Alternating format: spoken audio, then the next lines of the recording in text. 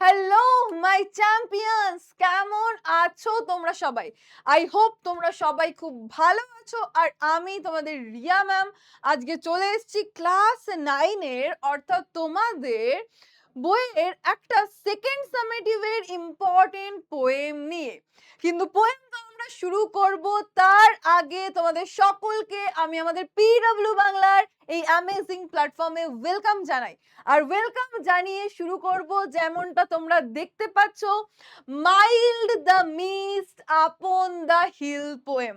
এবং ভালো করে যদি খেয়াল করো, আমাদের নামের সঙ্গে, কবিতার নামের সঙ্গে কিন্তু ব্যাকগ্রাউন্ড থিমও কিন্তু ম্যাচ করছে। তাহলে যারা যারা পড়ে নিয়েছো অলরেডি, তাদেরকেও আমি বলছি যে জাস্ট এই ভিডিওটা দেখে নাও। এবং আমি তোমাকে কথা দিচ্ছি, এই কবিতাটা আজকে এখানে পড়ার পর তারপর তুমি যতবারই আগে পড়ে থাকো না কেন, নতুন করে কিন্তু একটা ভ্যালু অ্যাড হতে চলেছে বা নতুন কিছু তুমি একটা শিখতে চলেছো বা একটা ভালো লাগা তৈরি হতে চলেছে। তাহলে সবাই জানাও আমাকে, সবাই একদম রেডি কিনা, এবং রেডি থাকলে আজকে আমরা করব এই পোয়েমটা। এইবার এই পোয়েমটা তো আমরা পড়বই, তার সঙ্গে কিছু নেসেসারি ডিটেলস একটু বলে দিই। এই যে আজকের এই নোটসটা তোমরা কোথায় পাবে? নোটসটা কিন্তু তোমরা কোথায় পেয়ে যাবে? আমাদের যে পিডব্লিউ অ্যাপে। পিডব্লিউ অ্যাপে গিয়ে তুমি সার্চ করবে আমাদের যে ব্যাচটা রয়েছে সেই ব্যাচটার নাম, অর্থাৎ পিডব্লিউ বাংলা ক্লাস 9 WBBSc 2026। এটাতে ফ্রিতে এনরোল করলে তুমি কিন্তু পেয়ে যাবে আজকের এই নোটসটা। তার পাশাপাশি আমাদের হোয়াটসঅ্যাপ চ্যানেলে জয়েন করে নিও যারা এখনো জয়েন করনি, তার কারণ সেখানে কিন্তু আমরা ইম্পর্টেন্ট নোটস বা কোশ্চেন আনসার বা মাইন্ড ম্যাপ এগুলো কিন্তু প্রোভাইড করতে থাকি। তো আজকের এই ক্লাসটা পাওয়ার পরেও তুমি কিন্তু পেয়ে যাবে কি একটা important notes on this poem. তাই সেটা কিন্তু অবশ্যই গ্র্যাব করে নিও হোয়াটসঅ্যাপ চ্যানেলে জয়েন করে। এইবার চলে আসবো আমরা আমাদের নেসেসারি আর যে ডিটেলস দরকার কিসের জন্য? এই কবিতাটা পড়ার জন্য, বোঝার জন্য। সো ডিয়ার স্টুডেন্টস, ফার্স্টেই তোমাদেরকে কি বলবো যে দেখো, যে কোনো কবিতা পড়ার আগে আমরা কি করি? সেই কবি সম্পর্কে জানি। তো আমাদের এই mild the mist upon the hill, এটি কে লিখেছেন? Emily Jane Bronte madam. অর্থাৎ আমাদের পোয়েটেসের নাম কি? আমাদের কবির নাম হচ্ছে এমিলি জেন ব্রন্টি। তো ফার্স্ট থিং যেটা তোমাকে মনে রাখতে হবে, আমাদের কবিতার নামটা সুন্দরভাবে mild the mist upon the hill, কোথায় ক্যাপিটালে লেখা হচ্ছে, কোথায় স্মলে লেখা হচ্ছে, এটাও কিন্তু ভালো করে স্ট্রিক্টলি ফলো করবে। দেন সেকেন্ড, এক্সাম ওরিয়েন্টেড দিক থেকে যদি আমি বলি, সেকেন্ড যে দিকটা সেটা কি? সেটা হচ্ছে তোমাকে এই নামটা এমিলি জেন ব্রন্টি ভালো করে এই নামটা মুখস্থ করে নেবে।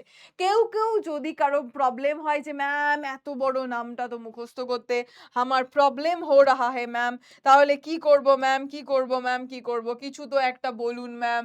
তো সেক্ষেত্রে আমি তাকে বলবো যে সেক্ষেত্রে তুমি কি করতে পারো, এমিলি ব্রন্টি, শুধু এমিলি আর ব্রন্টি এইটুকু মনে রাখতে পারো, জেনটাকে স্কিপ করতে পারো।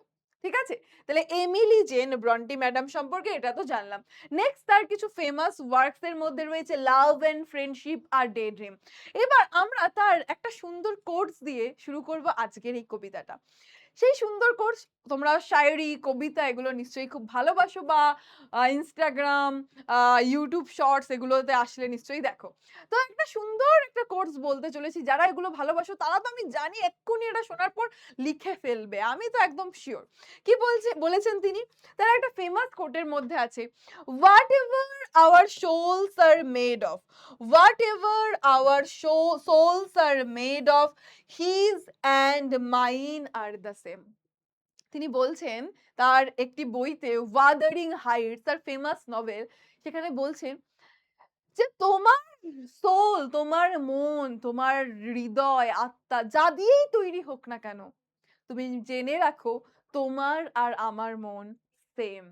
মানে তোমার মন যা চায় আল্টিমেটলি সেটাই আমি চাই, বা আমরা কেন ডিফারেন্ট কেউ না। তোমার মন যা দিয়েই তৈরি হোক না কেন, সেই তোমার মন আমার মন একই। তো যারা যারা এইটা পছন্দ হয়ে গেছে জানি এক্ষুনি লিখে ফেলেই যে কাউকে হয়তো বলে ফেলা হবে, আরে টুকটুক টুকটুক tap tap tap tap tap পাঠানো হয়ে গেছে মেসেজে, তাই না?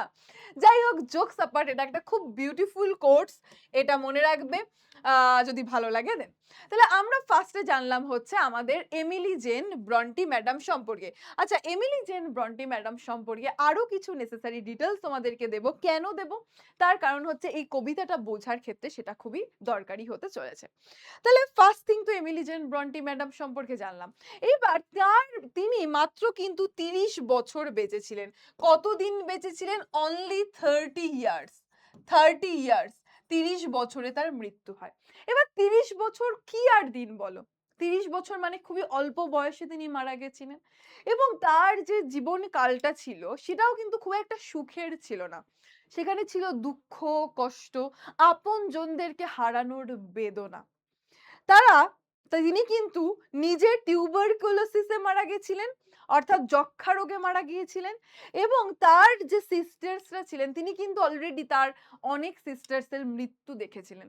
অর্থাৎ তিনি অল্প বয়সে একে মারা গেছিলেন এবং তার আগেও যে তার যে জীবনটা ছিল সেটা খুবই দুঃখের ছিল। কারণ আপনজনদেরকে হারাতে দেখেছিলেন। তাই তার কবিতার মধ্যে কোথাও একটা দুঃখ, একটা যন্ত্রণা, একটা বেদনার কিন্তু ইঙ্গিত ফুটে ওঠে।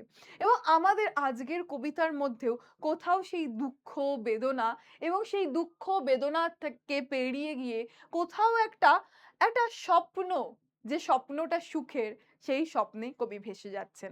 এবং চলো আমরা এবার সেই কবিতাটা পড়ব।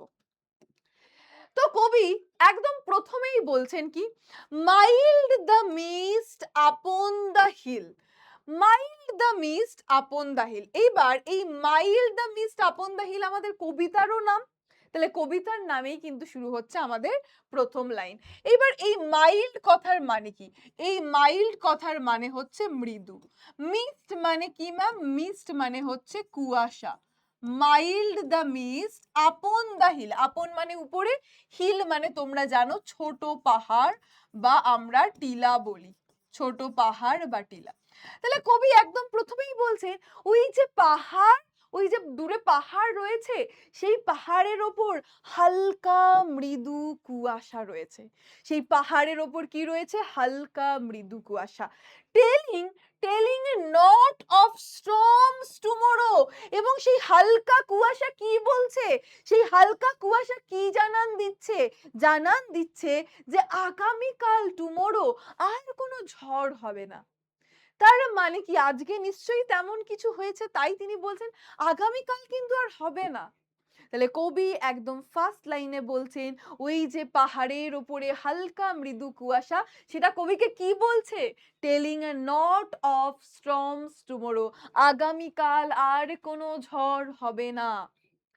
No, the day has wept its fill. কেন বলছে কবি এ কথা? না, কারণ আজকে আজকে দিন প্রচুর কেঁদেছে। ওয়েপড ইট ফিলস। মনে করো একটা জলের বোতলে, একটা 1 লিটারের জলের বোতল আমি নিয়েছি, ভর্তি হয়ে গেছে, আমি তারপরেও জল ঢালছি, তাহলে কি হবে? জলটা উপচে পড়ে যাবে। তাহলে তার মধ্যে যত যত দুঃখ কষ্ট ছিল সেই সমস্ত কিছু আজকে বেরিয়ে গেছে। হ্যাঁ মাই ডিয়ার স্টুডেন্টস, এটাই এখানের ইনার মিনিং। কি বলছে? No, the day has wept its fill, spent its store of silent sorrow. Silent মানে কি? নীরব। সরো মানে কি? দুঃখ। স্টোর করে রাখা মানে জমিয়ে রাখা। বলছে ওই যে আকাশের উপরে মৃদু কুয়াশা আমাকে জানান দিচ্ছে আগামীকাল আর কোনো ঝড় হবে না। না, কারণ কারণ আজকে আজকে সে প্রচুর কেঁদেছে, যতটা তার ক্যাপাসিটি ছিল, মনে যতটা স্টোর করা সাইলেন্ট নীরব দুঃখ ছিল, সে ততটাই সে কান্নার মাধ্যমে বের করে দিয়েছে। এই কান্নাটা অ্যাকচুয়ালি কি, এখানে কি বোঝানো হচ্ছে? বৃষ্টি। বৃষ্টির জলকে কম্পেয়ার করা হচ্ছে কান্নার সঙ্গে। তাই যত জমানো দুঃখ ছিল সেই সমস্ত জমানো দুঃখ আজকে বৃষ্টি হয়ে বের হয়ে গেছে। তাই আগামীকাল আর কোনো ঝড় হবে না। অর্থাৎ আগামী যে দিনটা সেটা আর এই আজকের মতন দুঃখের দিন হবে না। সেটা হবে কিসের দিন? সেটা হবে একটা ব্রাইট ডে, একটা উজ্জ্বল দিন। তাহলে কবি এখানে এটাই কিন্তু আমাদেরকে বলতে চাইলো। তাহলে কবির জীবনের যে দুঃখ, যে হতাশা সেটার কিন্তু একটা আমরা ইঙ্গিত পেলাম। এবং তার পাশাপাশি এটা শুধু কবির একার দুঃখ নয়, আমরাও কিন্তু রিলেট করতে পারবো। যদিও তোমরা এখনো খুবই ছোট্ট। বাট স্টিল তুমি দেখো, তুমি যখন আগে ছোট ছিলে তখন স্কুলে মনে করো কিছু একটা হয়েছে, ঠিক আছে?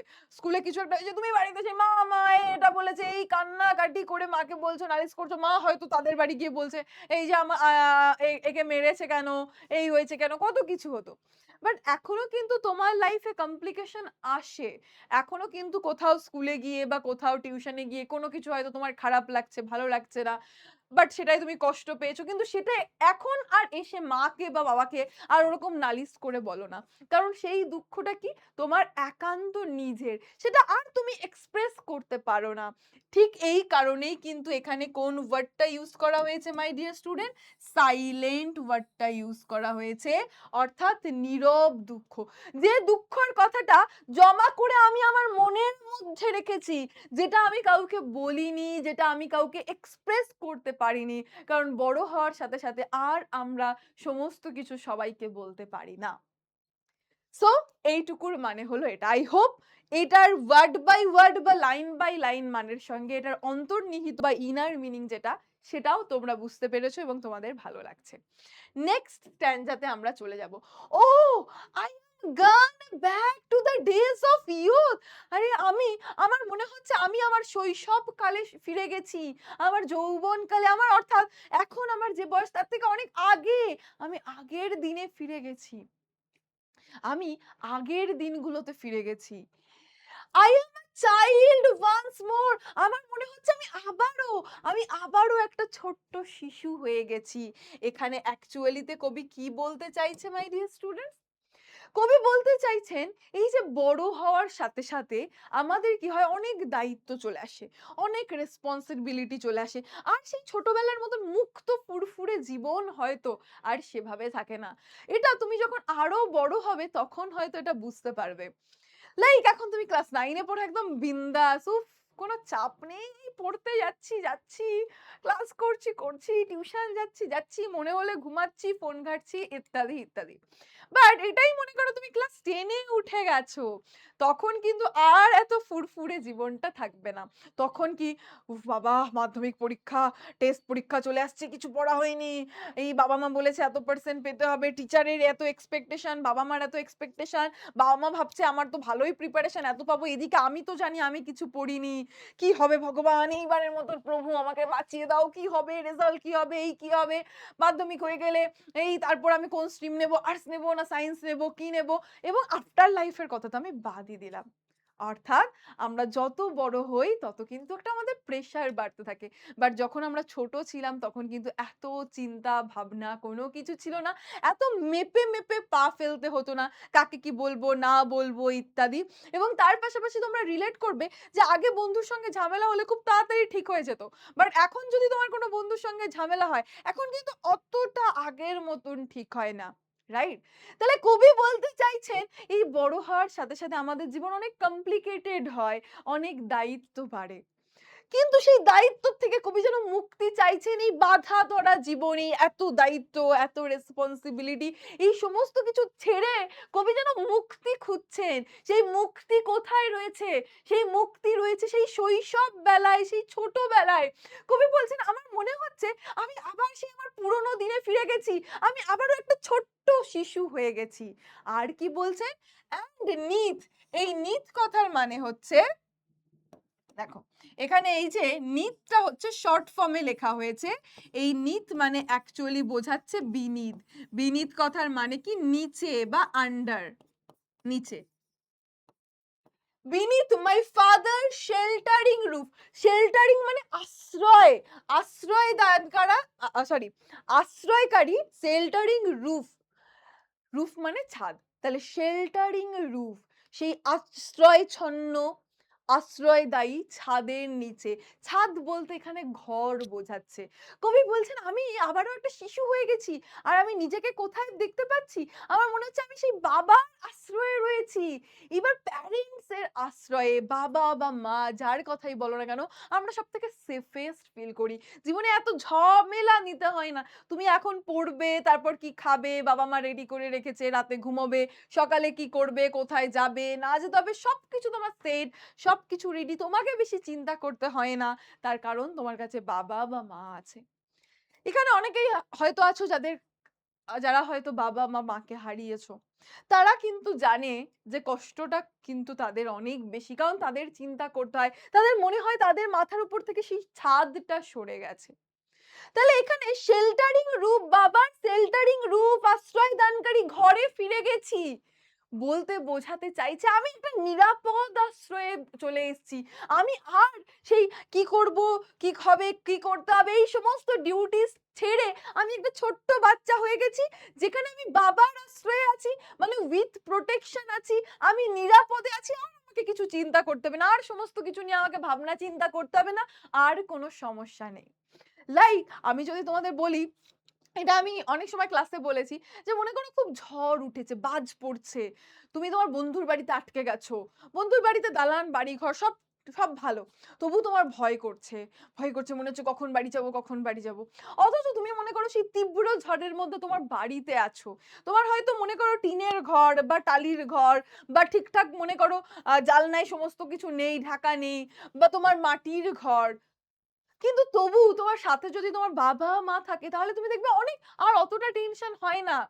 অনেক নিরাপদ তুমি ফিল করো, অনেক সেফ তুমি ফিল করো। যেমন এই কোভিড-19 এর সময় সবাই বাড়ি কেন ফিরে আসতে চাইছিল? কারণ সারা দেশে যখন লকডাউন তখন সবাই বাড়ি ফিরে আসতে চাইছিল। কারণ বাড়িটা হচ্ছে সবথেকে সেফেস্ট। আমরা ২-৩ দিনের জন্য আমাদের এখানে ভাল লাগে, ওখানে ভালো লাগে। কিন্তু আল্টিমেট পিস কিন্তু আমাদের সেই বাড়ি, সেই ঘরে। তাহলে কবি বলতে চাইছেন আমি আমার বাবার আশ্রয়ে ফিরে গেছি। অর্থাৎ এটা বোঝাচ্ছে প্রোটেকশন। কবি এখন কি প্রোটেক্টেড, আর তার সেই দুশ্চিন্তা করার কোনো দরকার নেই। আর কি বলছেন, অ্যান্ড নিয়ার দ্য ওল্ড হল ডোর। আর আমি নিজেকে কোথায় দেখতে পাচ্ছি? আমি দেখতে পাচ্ছি ওই যে আমাদের একটা পুরনো হল ঘরের দরজা ছিল, সেই হল ঘরের দরজার কাছে আমি পৌঁছে গেছি। এখানে আবছা ভাবে একটা ডোর নিশ্চয়ই তোমরা দেখতে পাচ্ছ যদি খেয়াল করো। তাহলে এই স্ট্যান্জাটার মানে কি হলো, তার পাশাপাশি ফার্স্ট স্ট্যান্জাটার মানে আরেকবার বলবো। তাহলে কবি এখানে অ্যাকচুয়ালি এই যে mild the mist upon the hill, এই যে কুয়াশা জমেছে আকাশে এই পাহাড়ের উপর, এটা অ্যাকচুয়ালি কবিকে ফিরিয়ে নিয়ে যাচ্ছে তার পুরোনো দিনে। হয় না আমরা অনেক সময় কোনো কিছু নিয়ে আমাদের খুব একটা মানে আমাদের পুরোনো দিনের কোনো স্মৃতি মেমোরি জড়িয়ে থাকে। কোনো একটা জিনিস তুমি হঠাৎ দেখলে বা কোনো একটা ঘটনা ঘটছে, তোমার মনে পড়ে আরে এরকম তো আমি আগেও করেছিলাম। যখন আমি এই ক্লাস 7 এ বা 6 এ পড়তাম এরকম হয়েছিল। কোনো একটা তুমি ড্রেস দেখলে এখন বড় হয়ে, আরে এইরকম একটা ড্রেস আমার ছোটবেলাতেও ছিল। আমি সেটা পরে টিউশন যেতাম, এই করতাম। তাহলে কোনো একটা জিনিস দেখে অনেক সময় আমরা অতীতে ফিরে যাই। অতীতের ভালো মুহূর্তে ফিরে যাই। আমাদের কবিও এখানে নস্টালজিক হয়ে যাচ্ছেন। আমাদের কবি এখানে কি নস্টালজিক হয়ে যাচ্ছেন। লাইক এই যে তুমি ক্লাস 9 এ পড়ো, এরপর ক্লাস 10 এ ওঠার পরে অনেকেই হয়তো নিজেদের স্কুল ছেড়ে অন্য স্কুলে চলে যাবে। তাহলে যে বন্ধুগুলো ছিল সেই সমস্ত বন্ধুদের সঙ্গে আর এক স্কুলে সবাই পড়তে পারবে না। তখন সেই স্কুলের সেই আগের স্কুল বা তুমি কলেজে উঠে যাবে, তখন তুমি তোমার স্কুল জীবন যখন মনে পড়বে দেখবে খুব নস্টালজিক ফিল করবে। মানে একদিকে তোমার সেই পুরোনো দিনের জন্যে একটা দুঃখ হবে যে ইস! কত সুন্দর দিন ছিল। আবার একটা ভালো লাগা, উফ! কি সুন্দর দিন ছিল তখন। এটাই হচ্ছে একটা নস্টালজিক হয়ে যাওয়া। পুরোনো দিনের স্মৃতি রোমন্থন কবি করছেন। কবি বলছেন ওই আকাশের উপর ওই মৃদু কুয়াশা দেখে অ্যাকচুয়ালি কবির কি মনে পড়ে যাচ্ছে? তার পুরোনো দিনের ছেলেবেলার কথা মনে পড়ে যাচ্ছে। কবি বলছেন আমার মনে যত দুঃখ ছিল আজকে সব আজ কান্না হয়ে বেরিয়ে গেছে। অর্থাৎ বৃষ্টি হয়ে বেরিয়ে গেছে। সমস্ত সাইলেন্ট সরো। এবং কবি কি বলছেন? যে আমি আবারও আমার শৈশবকালে ফিরে গেছি। আবারও আমি একটা ছোট বাচ্চা হয়ে গেছি। আমি আমার বাবার সুরক্ষায় রয়েছি। আমি নিজেকে দেখতে পাচ্ছি সেই যে ওল্ড হল ডোর ছিল, সেই ওল্ড হল ডোরের কাছে আমি নিজেকে দেখতে পাচ্ছি। তারপর কবি কি বলছেন? I watch this cloudy evening fall, এবং এইভাবে কি হচ্ছে আমি দেখছি যে কিভাবে ক্লাউডি মেঘে ঢাকা রয়েছে আকাশ, সেইভাবে সন্ধ্যা নামছে, সন্ধে হচ্ছে। After a day of rain, একটা দিন যেদিন প্রচন্ড বৃষ্টি হয়েছে, সেই প্রচন্ড বৃষ্টির শেষে এখন আকাশ মেঘে ঢাকা, সেই মেঘে ঢাকা অবস্থায় সন্ধ্যা নামছে। সিনিক বিউটির কথা কবি বলতে চাইছেন। সারা দিনে অঝোরে বৃষ্টি হওয়ার পর, সারা দিনে একেবারে অঝোরে বৃষ্টি হওয়ার পর মেঘাচ্ছন্ন আকাশে এবার সন্ধ্যা নামছে। তারপর কবি কি বলছেন, ব্লু মিস্ট, নীল কুয়াশা, sweet mist of summer fall, the horizon mountain chain. কি বলছেন, মাউন্টেন চেন মানে কি, যেখানে অনেক পর্বতমালা পরপর পরপর সারি সারি আকারে থাকে। তোমরা জিওগ্রাফিতেও পড়েছো পর্বত শ্রেণী।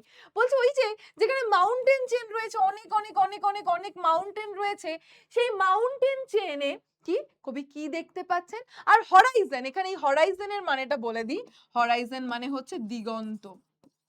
দিগন্ত মানে কি, যেখানে মনে হয় যে আকাশ আর মাটি একসাথে মিলে মিশে গেছে। তবে তুমি কোনো একটা খোলা মাঠে দাঁড়িয়ে আছো, দেখবে কিছুটা দূরে মনে হয় ওই যে ওখানে এই মাঠটার আকাশটা যেন মিশে গেছে। তুমি কোনো সমুদ্রের মানে পাড়ে আছো, মনে হয় যে এই যে সমুদ্রের শেষে ওই যে সমুদ্রের জল আর আকাশ যেন মিশে গেছে। সেটাই হচ্ছে হরাইজন অর্থাৎ দিগন্ত। কবি বলছেন ওই যে দূরের মাউন্টেন চেন, ওই যে দিগন্ত, যেখানে মনে হচ্ছে পাহাড় আর আকাশ মিশে গেছে, সেখানে কি রয়েছে, সেখানে ওই পাহাড়কে ঘিরে রয়েছে কি, এই পল মানে হচ্ছে অ্যাকচুয়ালি বোঝায় থিক ক্লাউড।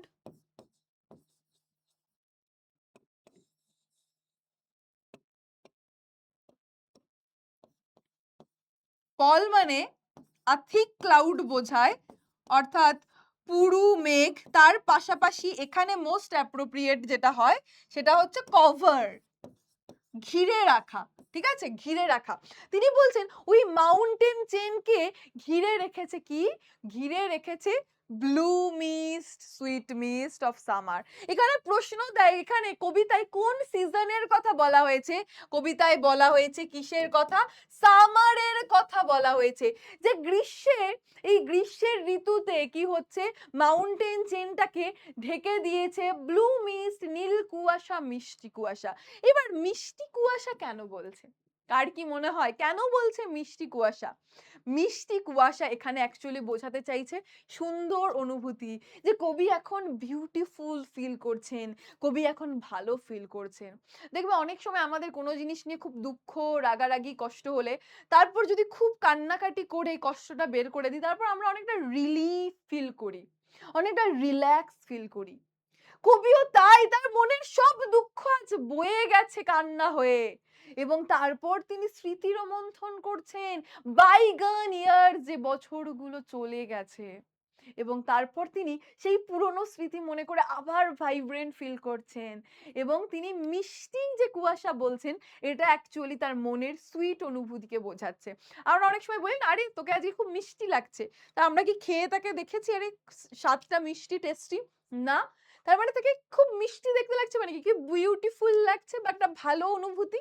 তাহলে কবি এখানে বলতে চাইছে ওই যে পাহাড় মাউন্টেন চেনে, যে মৃদু কুয়াশা, নীল কুয়াশা, মিষ্টি কুয়াশা, অর্থাৎ কবির মনে এটা কি ভালো লাগার অনুভূতি দিচ্ছে, সেটাই কিন্তু এখানে রিপ্রেজেন্ট করা হয়েছে। বোঝা গেল? সবাই বুঝতে পারছো কিনা আমাকে কিন্তু কমেন্ট সেকশনে জানাবে।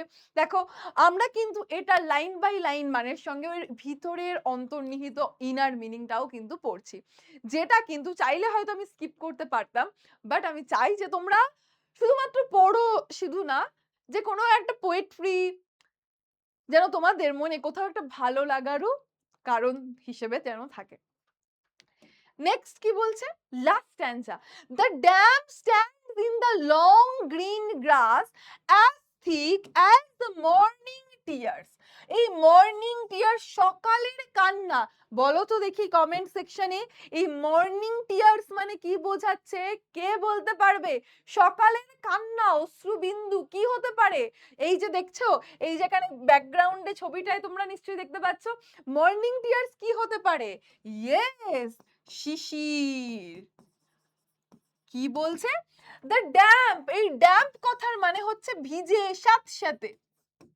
আমরা বলি না, উফ এ বৃষ্টি হচ্ছে তো হচ্ছে, উফ কি স্যাঁতস্যাঁতে বাবা, প্যাচপ্যাচে স্যাঁতস্যাঁতে, মানে ভিজে ভিজে। বলছে the dam stands in the long green grass, long লম্বা গ্রিন সবুজ ঘাসের ওপর শিশিরের মতন করে কিন্তু জলবিন্দু রয়েছে। যেমন শীতকালে যে ঘাসের ওপর শিশির থাকে, জলকণা থাকে, তাহলে সারাদিন তো প্রচুর বৃষ্টি হয়েছে, প্রচুর বৃষ্টি হয়েছে। তাহলে এই লম্বা যে গ্রিন গ্রাস গুলো রয়েছে সেগুলোর ওপর এখন জলকণা এমন ভাবে রয়েছে যেন শিশিরের মতন, একটা ভিজে, একটা ওয়েট ভাব কিন্তু রয়েছে। তাহলে এই স্যাঁতস্যাঁতে ভাবটা ওই পাতার ওপর, ঘাসের ওপর রয়েছে। অ্যান্ড ড্রিমি, ড্রিমি মানে কি স্বপ্ন, অ্যান্ড ড্রিমি সেন্ট, সেন্ট মানে কি সুগন্ধ। অ্যাকচুয়ালি এখানে সুগন্ধকে বোঝাচ্ছে, তো আমি সুগন্ধ লিখলাম। Dreamy scents of fragrance, fragrance pass, তাহলে সেন্ট মানে গন্ধ, ফ্র্যাগনেন্স সুগন্ধ। Pass that breath of other years, এই আদার্স ইয়ার্স এর মানে হচ্ছে পাস্ট ইয়ার্স, পাস্ট ইয়ার্স বা বাইগন ইয়ার্স, যে দিন বা যে বছরগুলো চলে গেছে। অর্থাৎ এটার মানে কি ম্যাম? কবি বলছেন যে ওই যে ঘাসের ওপর শিশিরের মতন জলকণা বা ভিজে ভিজে রয়েছে, এবং তিনি কি বলছেন, এবং আমি পাচ্ছি যে আদার ইয়ার্স, আমি একটা একটা স্বপ্নালু, একটা স্বপ্নালু সুগন্ধ পাচ্ছি। কিসের সেই সুগন্ধ? আদার ইয়ার্স, আমার পাস্ট ইয়ার্স এর, বাইগন ইয়ার্স এর। এবার কেন ড্রিমি সেন্স বলেছে? আচ্ছা স্বপ্ন, আমি যদি তোমাকে বলি স্বপ্ন কি, তোমার কাছে কি অ্যান্সার হবে? অনেকের কাছে অনেক অ্যান্সার হবে। এবার আমরা কখনো ভালো স্বপ্ন দেখি, কখনো খারাপ স্বপ্ন দেখি। ভালো স্বপ্ন দেখলে আমাদের বেশ ভালোই লাগে, খারাপ স্বপ্ন দেখলে অ্যাকচুয়ালি আমাদের একটু খারাপ ফিল হয়, আরে আজকে খুব খারাপ স্বপ্ন দেখলাম। বাট এই যে স্বপ্ন, ড্রিম, এই ওয়ার্ডটা কিন্তু খুব পজিটিভ ওয়ার্ড। স্বপ্নকে আমরা বেশিরভাগ সময় একটা পজিটিভ হিসেবেই নিই, ভালো কিছুর সাথে রিলেট করি। তাই কবি বলছেন আমি আমি আমার কাছে গন্ধ ভেসে আসছে পুরনো দিনে। অর্থাৎ কবি এখানে তার ভালো লাগার অনুভূতিকে বলছেন, যে যে বছরগুলো আমি কাটিয়ে এসেছি সেই সুন্দর দিনের সুগন্ধ যেন আমার নাকে ভেসে আসছে। অর্থাৎ সেই সুন্দর মেমোরি আমার মনের মধ্যে চলে এসছে, আর সেটা মনে করে আমি ভালো ফিল করছি। তাহলে ড্রিম সবসময় একটা positive thing. Dreaming sense of fragrance, সেই পুরোনো দিনের সুন্দর স্বপ্নালু গন্ধ ভেসে আসছে। আমি সেই পুরোনো দিনের ভালো লাগা, ভালোবাসার অনুভূতিতে আবারও যেন ফিরে গেলাম। সো মাই ডিয়ার স্টুডেন্টস, এখানেই কমপ্লিট হলো আমাদের আজকের পোয়েম। তো চলো কবিতাটা তোমাদের আরো একবার তোমাদেরকে বলে দিই। তাহলে কবি বললেন কি, যে ওই যে পাহাড়ের ওপর মৃদু কুয়াশা জড়ো হয়েছে, প্রশ্ন দেবে যে কুয়াশাটা কেমন ছিল, কুয়াশাটা ছিল মাইল। কুয়াশাটা কবিকে কি বলছে, এটা প্রশ্ন, সেকেন্ড প্রশ্ন। কবিকে বলছে telling a not of storms tomorrow, আর কোনো ঝড় হবে না আগামীকাল। No the day has wept its fill, spent its store of silent sorrow, নিজের জমানো স্টোর করা সমস্ত নীরব দুঃখ আজ কান্না হয়ে বৃষ্টির মাধ্যমে বেড়ে গেছে। ও আমি আবার যেন আমার শৈশবকালে ফিরে গেছি, আমি আবারও একটা শিশু হয়ে গেছি, আমি আমার বাবার আশ্রয়ে ফিরে গেছি, এবং আমি দেখতে পাচ্ছি ওই যে পুরনো দরজার কাছে, ওল্ড হল ডোরের কাছে আমাকে দেখতে পাচ্ছি। প্রশ্ন দেবে কবি কোথায় ফিরে গেছেন, কবি নিজেকে কোথায় দেখতে পাচ্ছেন? শেল্টারিং রুফে দেখতে পাচ্ছেন তার বাবার, নেয়ার দ্য ওল্ড হল ডোর। এই প্রশ্নগুলো কিন্তু ভালো করে মনে রেখো। এইভাবেই সন্ধ্যা নামছে এবং ব্লু মিস, সুইট মিস, তোমাকে বলবে মিস্টের কালার কি ছিল, তখন মনে রাখতে হবে ব্লু কালারের মিস্ট ছিল। কোন সিজনের কথা বলা হয়েছে? Summer season. পল কথার মানে কি? আর থিক ক্লাউড বা কভার। এবং এইভাবে কি হচ্ছে, মাউন্টেন চেনে ওই যে নীল মিষ্টি কুয়াশা ঢেকে আছে। তাহলে এই জিনিসগুলো মনে রাখবে। তারপর বলবে মর্নিং টিয়ার্স, এবং ঘাসের উপর, লং গ্রিন গ্রাসের ওপর যে শিশির বিন্দুর মতন রয়েছে জলকণা, এবং কিসের সুগন্ধ ভেসে আসছে? আদার ইয়ার্স, পাস্ট ইয়ার্স এর সুগন্ধ ফিরে আসছে। অর্থাৎ মাই ডিয়ার স্টুডেন্টস, কবি এখানে কি করছেন? কবি এখানে তার পুরোনো দিনের স্মৃতিচারণা করছেন। কবি নস্টালজিক হয়ে গেছেন। আমরা মাঝে মধ্যেই আমাদের পুরোনো দিনের স্মৃতির ভেলায় ভেসে যাই, পুরোনো দিনের স্মৃতিতে ভেসে যাই। তাহলে কবি কি করলেন? স্কেপিস্ট বা স্কেপিজম, কবিতার জীবনের দুঃখ, কষ্ট, বেদনা সব আজ বের করে দিয়ে তিনি ফিরে গেলেন সেই পুরোনো দিনে, ভালো লাগার, ভালোবাসার দিনে, যেখানে তিনি সেই ছোট্ট শিশু ছিলেন, বাবার আশ্রয়ে ছিলেন, যেখানে আর কোনো চিন্তা করতে হতো না। সো মাই ডিয়ার স্টুডেন্ট, আজকের এই কবিতাটা তোমাদের কেমন লাগলো জানিও। এবং এখানে জাস্ট তোমাদের থিমের জন্য এই ফটোটা রেখেছি, যে মৃদু কুয়াশা জমেছে পাহাড়ের ওপর। এরপর এরপর হচ্ছে এখানে আমরা আহ একটু রেখেছি যে মর্নিং টিয়ার্স মানে কি বলতে চাইছে, ড্রিমি সেন্স বলতে কি বলতে চাইছে। এখানে আমরা কবির ইমোশনাল এলিমেন্ট দেখেছি, যে তিনি শৈশবকালে ফিরে যাচ্ছেন, বাবার আশ্রয়ে ফিরে যাচ্ছেন, এই সমস্ত কিছু। অ্যাকচুয়ালি এখানে এই কবিতায় কি হয়েছে তোমাদেরকে বলি। কবি প্রথমে ছিলেন প্রেজেন্টে, তার বর্তমানে, যেখানে তিনি তার দুঃখ কষ্ট সব কান্নার মাধ্যমে বের করেছেন। সেই দুঃখ কষ্টের থেকে, সেই প্রেজেন্টের পরে কবি কোথায় মুক্তি পেতে চলে গেছেন? তার পাস্ট মেমোরিতে। পাস্ট মেমোরিতে কবি কেন চলে গেছেন? মুক্তির স্বাদ পাওয়ার জন্য কিন্তু কবি চলে গেছেন। এবং তারপর কিন্তু তিনি আবার প্রেজেন্টে ফিরে আসছেন এবং আবার বর্তমানে ফিরে আসছেন, যেখানে স্বপ্নালু অনুভূতি, সেই স্বপ্নালু সুগন্ধ তার চলে আসছে। অর্থাৎ প্রেজেন্ট থেকে পাস্টে দিয়ে আবার প্রেজেন্টে কিন্তু তিনি চলে আসছেন। তো আজকের এই কবিতাটা কেমন লাগলো সেটা জানাবে, এবং তার পাশাপাশি এখানে তোমাদেরকে একটু মানে একটু অন্যরকম ভাবে জিনিসগুলো রেখেছি, এগুলো দেখবে।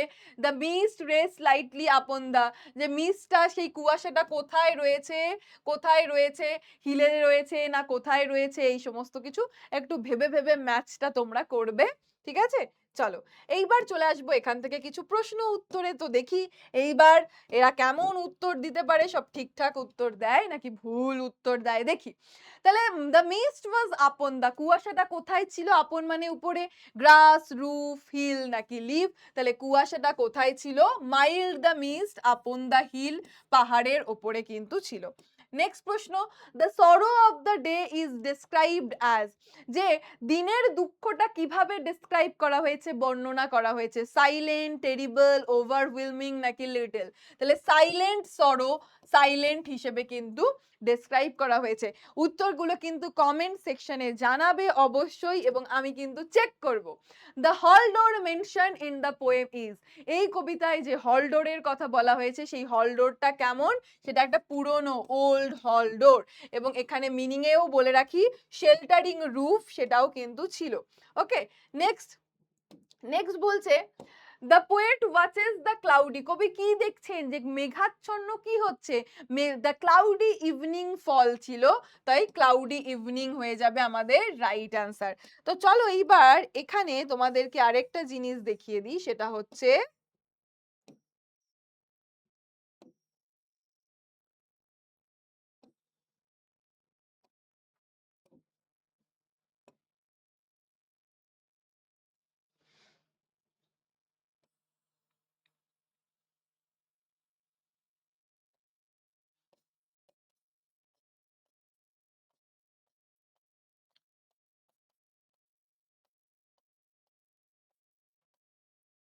আর কি ছিল আমাদের এখান থেকে? ফল মানে বলে দিয়েছি, সামার বলে দিয়েছি, আর হচ্ছে এখানে হ্যাঁ এই শেল্টারিং রুফটার মানেটা লেখা হয়নি, তো বলে দিই, যদিও অনেকবার বলে দিয়েছি তোমাদের। আশ্রয়কারী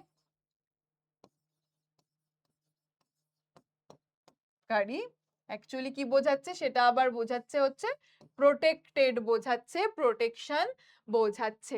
ওকে, চলো তাহলে এই হলো ওয়ার্ড মিনিং গুলো, মোটামুটি তোমাদের সবই এখানে বলে দিয়েছি এবং অ্যান্সারও করলাম। তাহলে এইবার কি, এইবার চলে আসবো আমরা একদম আমাদের এন্ডে, অর্থাৎ থ্যাংক ইউতে।